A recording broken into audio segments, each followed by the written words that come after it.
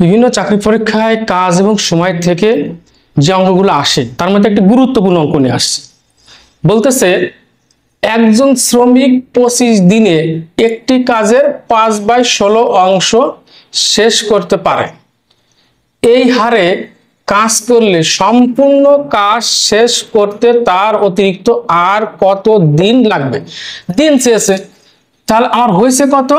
এত অংশ, অর্থাৎ 5/, এত অংশ কাজ করতে লাগে কদিন? 25 দিন।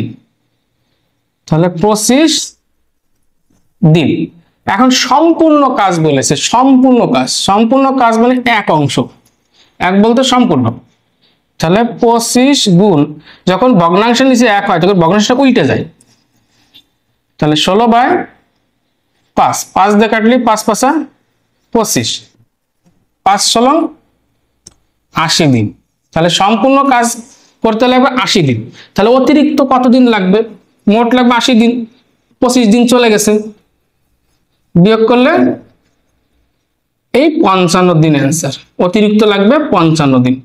এরকম অঙ্ক আমি আবারও নিয়ে আসবো। আমার ফেসবুক পেজ ফলো দিয়ে পাশে থাকতে হবে, ইউটিউব চ্যানেল সাবস্ক্রাইব করতে হবে। দেখার জন্য সবাইকে ধন্যবাদ।